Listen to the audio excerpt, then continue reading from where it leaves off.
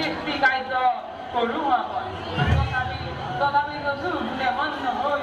কোনো ঈশ্বৰবাহিতা অস্তিত্ব নিদৰ সেইবাবে মহাৰিষি ভিগুমণি দ্বাৰা শাপগ্ৰস্ত হৈ মৎস্য আপোনাৰ পূজা সেইবাবে হয়তো কৰে যদি কোনোবাই তপৰ আৰাধনা যাচিবলৈ বাধ্য বঞ্চিত মই নিজ কৰ্তব্য সংবাদ গ্ৰহণ